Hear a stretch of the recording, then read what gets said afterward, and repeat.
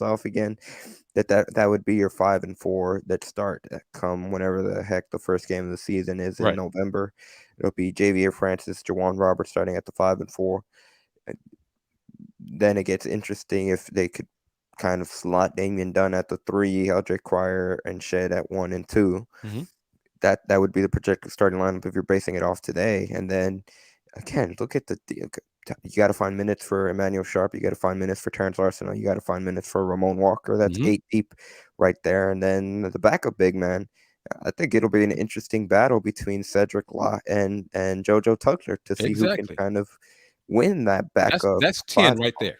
Yeah. So in a perfect world, if they could get an experienced 4 or 5 that they could be an impact player, that'd be great. But they seem to be in a great position now. And again, like we said at the top of the show, it always seems like Kelvin likes to have that 13th spot open because you never know what kind of circumstance could be.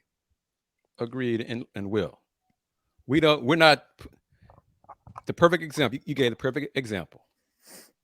If Hunter Dickinson said, called up right now while we're on the show and shocked all of us and said, Coach Sampson, I want to come to Houston.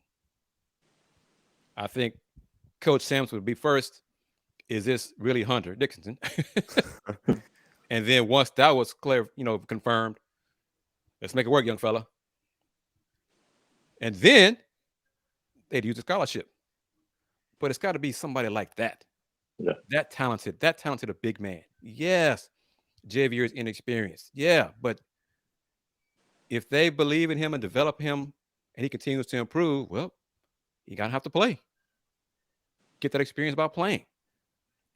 I mean, how did Jamal get experience? By playing. And he Okay. was thrust in there. He was wasn't thrust even into it, but he supposed to play. played. So same thing with Ramon. Ramon was thrust into it.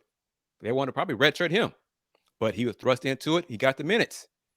So it's going to be And a they were different key roster. pieces on the team that went to the Elite Eight. Yes. Those youngsters got experience and helped the team, that 7-man squad, get to the Elite Eight. Ramon coming back happy and healthy, provide some toughness, hustle, dive on the floor. As long as he can fix that 3-point shot, which was broken, he can provide some perimeter shooting as well. So this team will look different than last year's team. But relax. Overseas, when it's announced, it's a long trip. It's a long trip they're going to be taking. But they might get thumped all 3 or 4 games. Are they going down under, Chris? That's what I've heard. That's what I've heard. I'm not sure when it's going to be announced, whenever.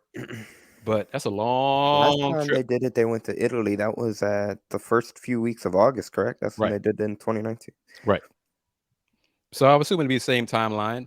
And, down under, well, they got pros down there. They got grown men.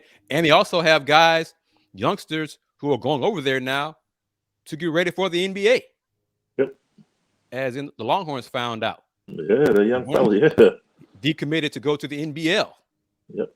So that's another avenue that is going to impact, I think, the elite college programs. Some of these high school kids are going to go overseas to Australia, to the elite, or to the G League. Most of the 5-star kind of caliber players. So it's a different time for programs, for fans to adjust and adapt. And like I said, more and more of the high power programs are going to go to the portal rather than high school seniors. So parents of kids in high school, look at the situations. If you have, this is me talking from recruiting friends who I known for years, who I trust, and they're like, Chris, some of these kids are passing up free rides because they think they're going to get a better offer. They're not going to get it. Take that free scholarship. Take that scholarship for this year, and then work your way up. Yep. Trust folks who tell you that, rather than people who got shady backgrounds and stuff. Trust the people who've been in basketball a long time. because more and more coaches will, and Andy, on the college level, especially based on their job status, will tell kids, high school kids, young fella, I'm trying to save my job. I need experienced guys right now. I need to go to the portal. You got talent, no question. But I need guys who can help me win next year immediately. So I'm going to the portal. So you go to a school, shine, then next year, I might look you up. But right now, I gotta win now. That's real. That's real. That's So real. that's real talk.